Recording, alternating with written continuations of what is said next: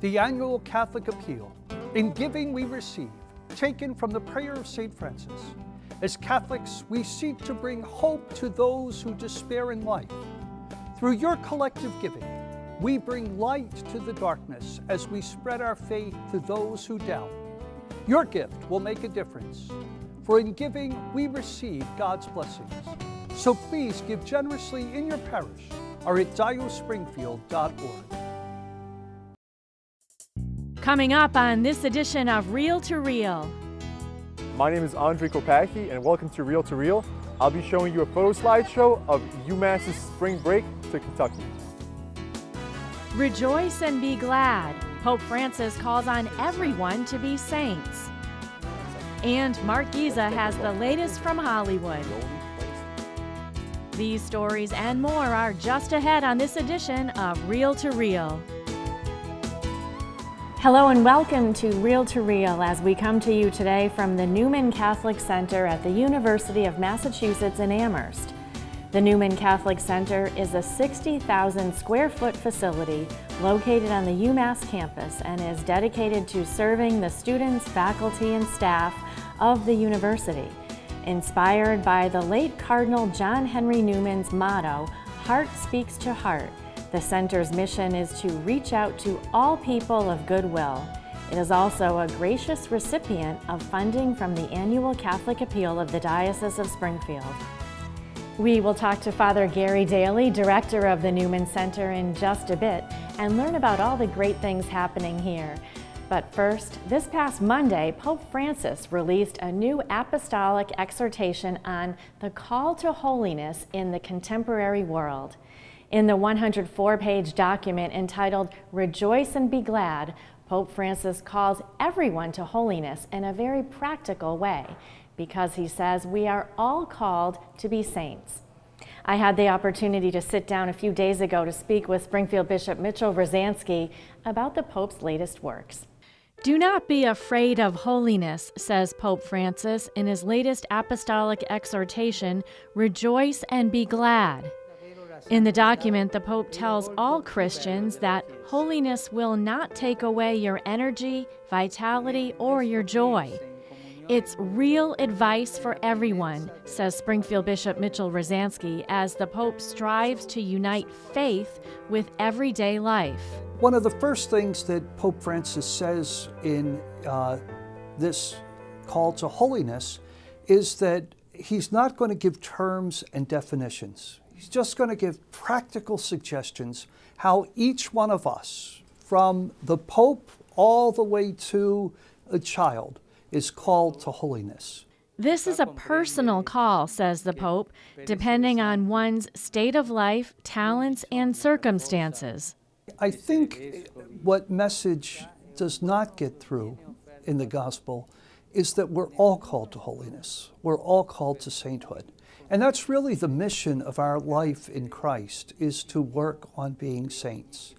And so Pope Francis mentions in his apostolic exhortation advice given to single people, advice given to those who are in married life, advice given to parents, to grandparents, on what we can do, each in our own state of life, in order to walk on that path to holiness.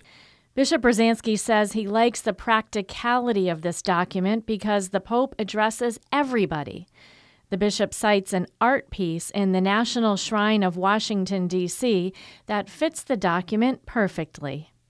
If anyone has visited the Basilica of the National Shrine of the Immaculate Conception in Washington, as one faces the back wall of the basilica, there is a relief carved in the wall of the Holy Spirit, the rays streaming out from the Holy Spirit, and people of all walks of life are portrayed walking in those rays.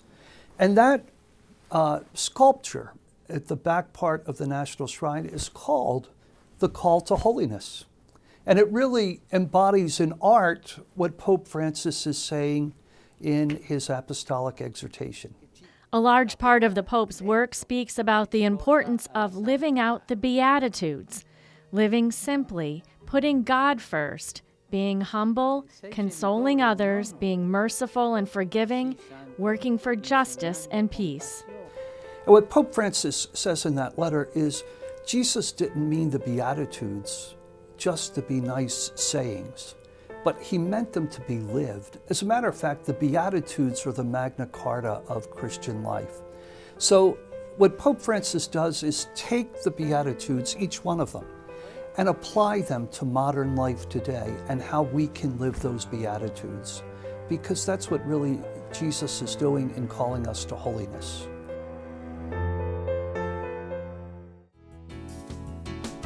And if you would like to read Rejoice and Be Glad, we have a link to the entire document online at iobserve.org, where you can also view more of Bishop's insights and comments on this exhortation. As I mentioned at the beginning of the program, we are here at the NEWMAN Center at the University of Massachusetts in Amherst, where for more than 50 years now, students have been attending Mass, studying, celebrating their faith, and oftentimes just seeking a comfortable place away from the hustle and bustle of a big campus. Joining me now is Father Gary Daly, Director of the NEWMAN Center here. Hello, Father Gary. It's always nice to see you. Good to see you, Sharon. How are things going here? Things are great. Good. Nice to hear that. Yeah. So tell me, the NEWMAN Center has so many programs that are going on all day, sometimes during the night.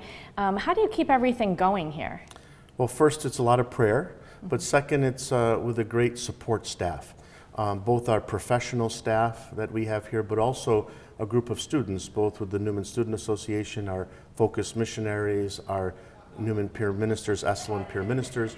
All those together just form this great team, and we're able to put on all the programs that we have here. There's just so much activity happening here, both NEWMAN activities, but also we have outside groups that use our facility, which we welcome them, our Christian Orthodox Fellowship, our Navigators, our InterVarsity Christian group. So trying to keep all that together is a big task. That's wonderful. You have been a longtime recipient of funding from the Annual Catholic Appeal. Tell us, how important is the Annual Catholic Appeal funding to the NEWMAN Center? Well, as you can imagine, well, first of all, we have a 60,000 square foot building here that we need to maintain. But also, with the number of programs and activities that we have for students, we're not receiving a whole lot of money from students because they don't have the capacity to be able to do that. We rely largely on our donors, the alumni who have enjoyed NEWMAN for many years, but also from the Diocese of Springfield to assist us in the work that we do here of evangelization. Ultimately, that's what we're really doing. We're trying to bring students to Christ and trying to bring Christ to students.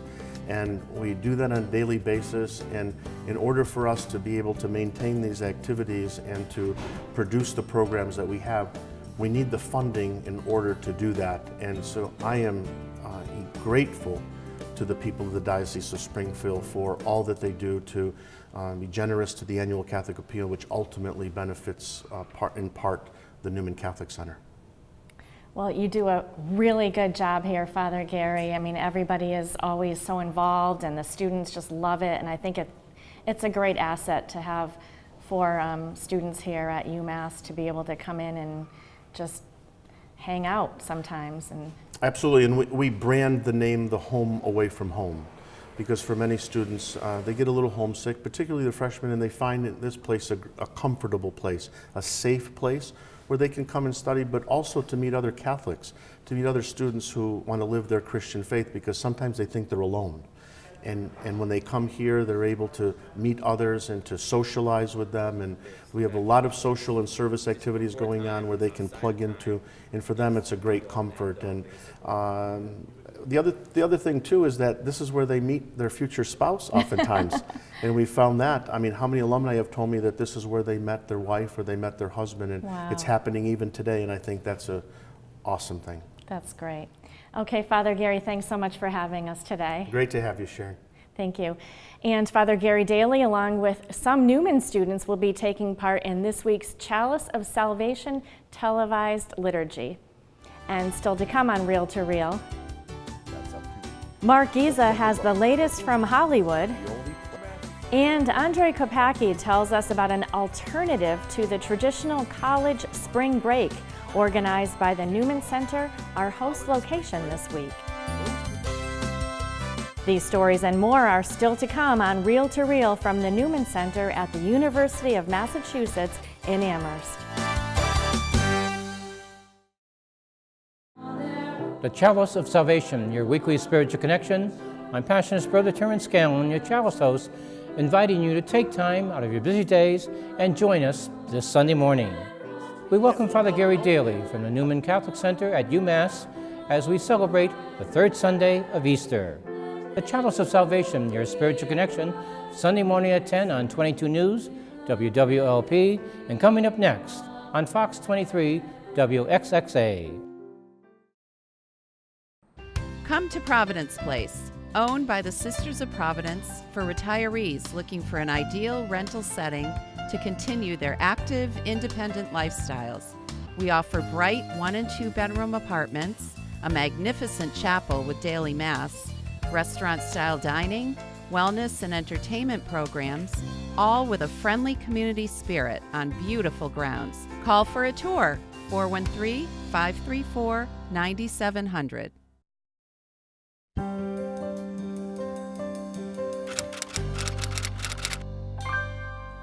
In these weeks after Easter, my spiritual reflections often lead me to the entrance of Christ's tomb. I envision a place of silence and peace, and a moment of wondering if I have worked hard enough to share the joy of the miracle and the hope of heaven. One person who can inspire all of us as we try to live our faith each day is Amy Ludwin, the young woman profiled in the cover story of the May-June Catholic Mirror, part of our ongoing series, Always With You.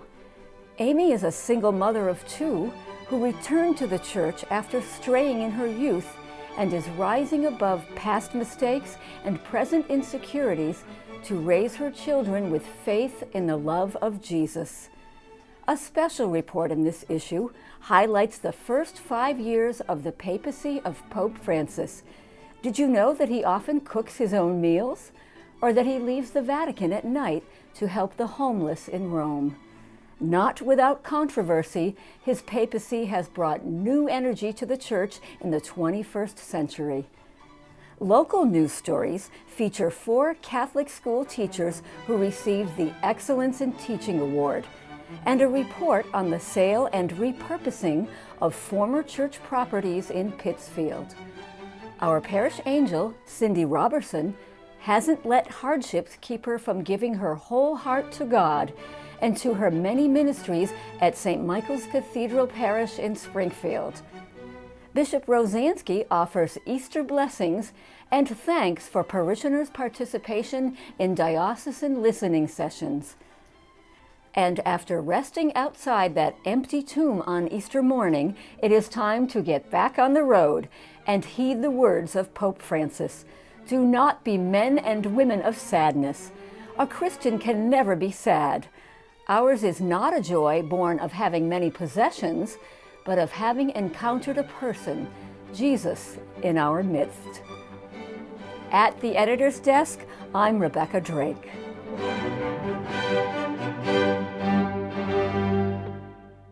Responsible fatherhood programs exist all over the country because for some fathers, this role does not come easily.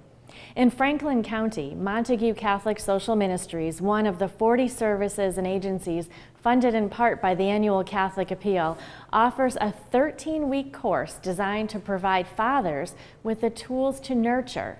Julie Bollier has more. Parents are our first role models and teachers in life.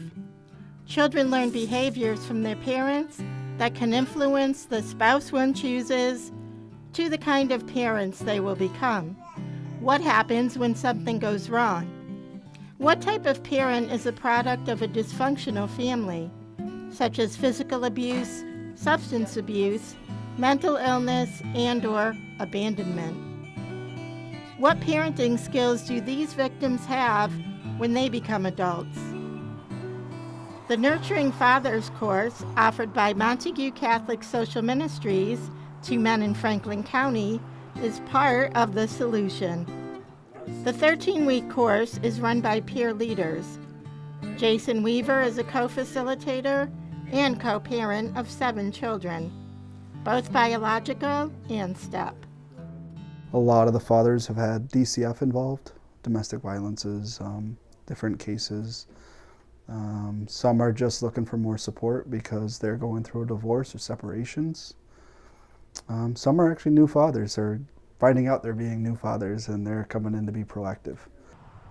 Robert Lazada is finishing his sentence at the Franklin County House of Corrections. Both he and his daughter's mother grew up in dysfunctional families. My childhood, I was raised in a very poor poverty. We struggled a lot. My parents, they weren't really in the picture that much. My dad always had the same job for the whole time I can remember. He's working for the New York City Parks Departments for like the whole time. And my mom, she's been in and out of jobs and stuff, so they separated when I was 11. Robert, the oldest of 5, says his paternal grandmother, a devout Christian, was his positive role model as a child. My grandmother pretty much raised me. My dad was always at work, or he was always playing softball, or he was always hanging out with his boys, or and I really don't remember what my mom was doing. Alex Graziano grew up in a white, middle-class Catholic family outside of Boston. The father of 2 boys, he is a retired Army major who did 3 tours in Iraq. His service took a toll on him, his marriage, and his family. I was in a very dark place when I got back from when I left the military, and then when I got divorced. It was a very difficult experience for me. These men, ranging from 18 to mid-40s, from all walks of life, grew to share a common bond. What I found was every father wants to be a good father, but this kind of gives their reason to why to work on themselves. We have a number of people who are inmates at a jail, and I listened to their stories, their histories, what they witnessed through their own eyes with the maturity of a little kid. I mean, like I'd get teary-eyed like with some of the accounts that they would give, and it helped me to be a much better human being. These fathers are learning that parenting isn't just about playtime. It's about being a positive role model and teaching your child independence to climb to the top. That's one of the biggest things that stuck out to me for this class. You know, treat your kid as if they're their own person. And I never really looked at it like that, you know. Is she a big influence in making you want to change and not reoffend? It's the biggest influence in my life. I want to do things like build memories where, you know, she will have for her life, because I didn't have that with my parents. Like Robert, most of these men still have wounds from childhood that must be healed before they can move on. Some have behaviors that need to be unlearned or practices that need to be changed before healthy parenting could take place. We cover it all, and all of it is based on the fact of how it affects your kids. You know, one of the things that we like to say is that your kids learn from 80% of your actions and 20% of your words. I want to give them the skill sets to enable them to be self-sufficient, like the Lao Tzu quote, where if you give a man a fish, he'll be fed for a day, but if you teach a man to fish, he'll be fed for the rest of his life. Some of the skill sets that we learn in the Nurturing Fathers program are so empowering. At week 13, these men graduate from the course, swearing to make a lifelong commitment to family and leaving with a new set of tools, a set many didn't have during week 1. This program is funded in part by the annual Catholic Appeal. In Greenfield, I'm Julie Bollier for Reel to Reel.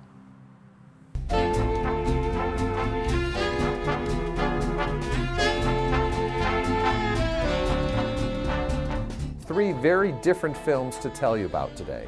One will make you cry, one will make you cry and think, and the other one, well, that's up to you. Let's take a look at this week's Real Culture. I can only imagine.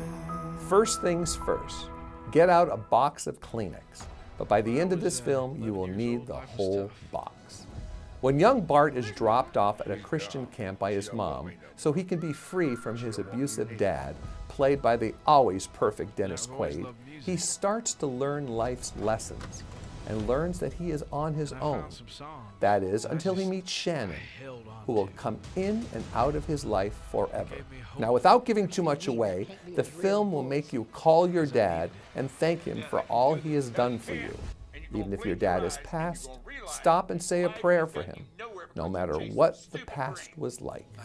This true story is really about hope and living a dream. In Bart's case, when his football career does not work out the way he wants it to, he goes to drama class, then to singing, and finally becoming a lot more than he would ever expect of himself. So go, bring your Kleenex and an open mind, because dreams really do come true. I respect you, but there is no way, ever, at all, ever, that you are going to get me on that stage. Mm-hmm. There's a bright golden haze on the meadow. Paul, Apostle of Christ. What a wonderful film. A film filled with power, hope, and new beginnings. The movie deals with Paul, a man who had many questions, who learns a very important lesson. Paul was first known as the persecutor of the Christian faith, but learns to change and become a pivotal figure in forming the early church. Director Andrew Hyatt has a firm hold on this film. He knows how to take a script and blend our players into a film that takes us all to a new height. The film also shows that good will always win over evil, and that the power of prayer can change a man, if only he believes. What a film of inspiration and faith. I loved it. This world doesn't know a thing about love.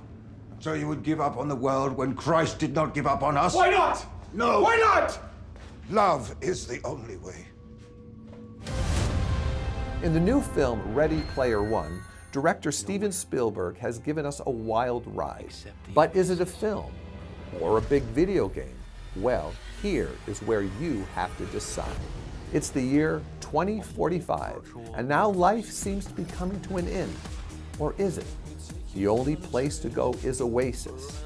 But is Oasis ready for us? The main storyline is not his best, but again, the special effects are the real reason to see this movie. So I ask you the very important question, are you ready? Buckle up and join the fun, because that's what Ready Player One is. Like many of you, I only came here to escape. But I found something much bigger than just myself. Are you willing to fight? Help us save the Oasis. And you can see my reviews, as well as read other movie reviews provided by the U.S. Conference of Catholic Bishops online at iobserve.org. That's iobserve.org. And now playing at the Majestic Theater in West Springfield is the glorious musical Guys and Dolls that first hit Broadway in 1950. This is a fun night of theater, and it'll be there till the end of May. I'm Mark Giza for Real Culture. Have a fabulous weekend. Every year in March, many college students around the world typically head out to a fun, usually a beach destination for spring break.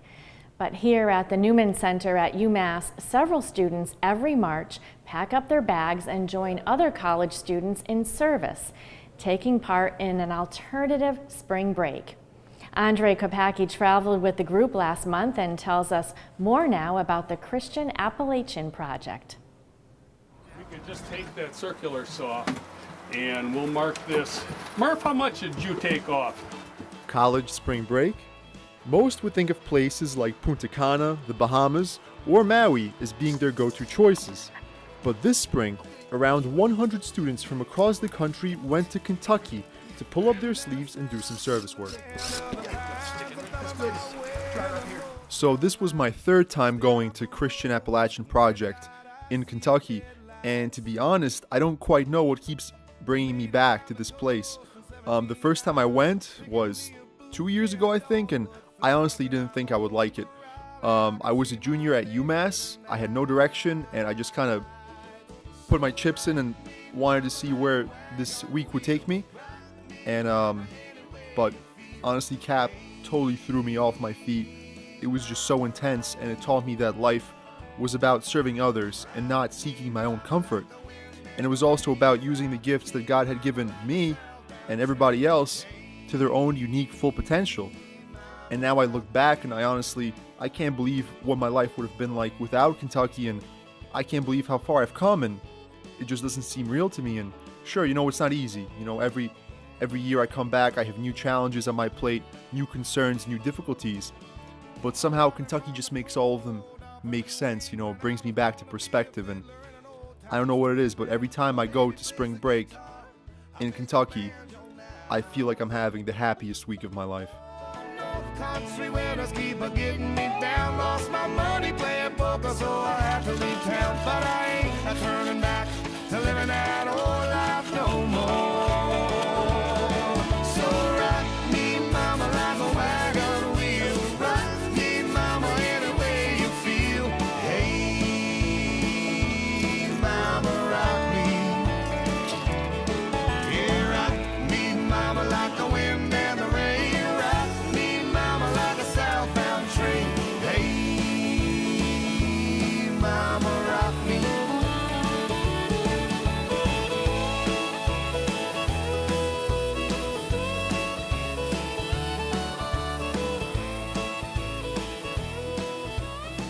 For Real to Real, this has been Andre Kopacki. And to find out more about the Christian Appalachian Project, we have some additional information at iobserve.org.